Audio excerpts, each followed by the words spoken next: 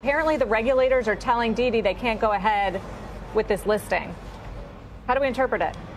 DIDI is the poster child for President Xi Jinping's vision of what's called common prosperity, which has many elements, two of which, probably the most important, are what's called the disorderly expansion of capital, which is a broad term. It can be utilized very much across the spectrum, but has as its focus the platform companies, of which, of course, DIDI is a primary one, because it relates to the relative power in the economy and society of these companies versus the party, the Communist Party of China, the CPC, which is the perpetual ruling party of China.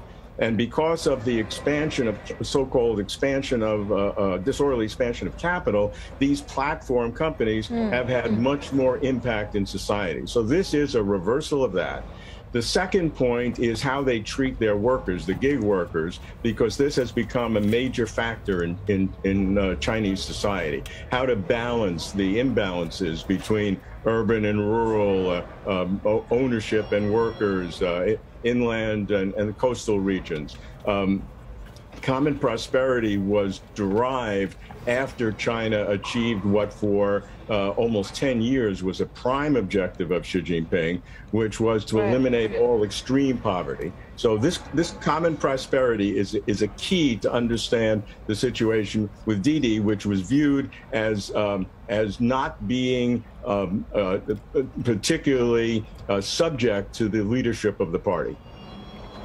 So I just want to be clear. So are you still in regular contact and advising the Chinese government, or was that a thing in the past? I'm regularly doing media and involved with a lot of people, not necessarily on the DIDI issue, of course, but just last night I was involved in doing commentaries on the latest political meetings, the so-called two sessions of the National People's Congress and their consultative conference, which just ended yesterday. Well, what did you learn there? Well, a lot of things. First of all, that China is most focused on stability. They recognizes the challenges, the obvious international challenges that we've seen, and some of these tensions in society. It was mentioned in terms of how China has to deal with these gig workers. I think they mentioned 200 million people, workers were those who had not kind of written new kinds of jobs, and China has to figure out how to regulate them. This is a very big deal in China and is a good prism to see the light that is coming in for the next period of time, as long as Xi Jinping is in power, and that is an undeterminable period of time. This year, at the end of this year, is the 20th National Congress of the Communist Party of China, which Xi almost certainly will be given a third term and basically an unlimited term. So what his vision is what's critical. China is now has elevated what's called the two establishers, which is to establish Xi Jinping as the core of the party, and the party leads the country. And Xi Jinping thought, it's a longer phrase, but basically Xi Jinping thought is the guiding doctrine for the country. And common prosperity, of which again DIDI is a poster child of what is not. Is perhaps the prime domestic driver of common prosperity. Robert, aside from DIDI and aside from China's efforts to try and restrain some of its companies, of course, we do have these stocks going down because of U.S. law that is going to make it more difficult for many to continue to list here in the States, list their shares here. Is it right now the situation where China doesn't feel it has an interest in allowing these companies to find some way around this? In other words, having their auditors be subject to U.S. examination or whatever the standards might be that would allow these companies to retain their listings? It's a mistake to look at all of these questions as a yes or no simplistic. There are many different views that compete with each other.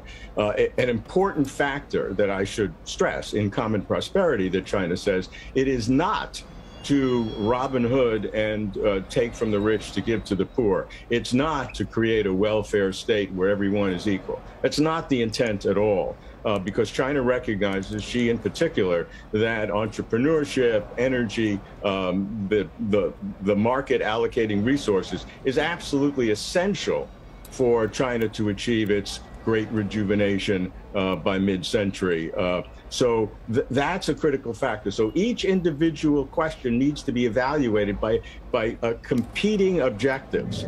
It's going to do well. BIDU could do well, but that doesn't mean that their stocks can translate into doing well. I think that the President Xi does not like capitalism, and he is a return to the old style. Is there a price, though, at which you would buy into any of these companies? I mean, we're looking at a screen right now. Do that? Why would I do that?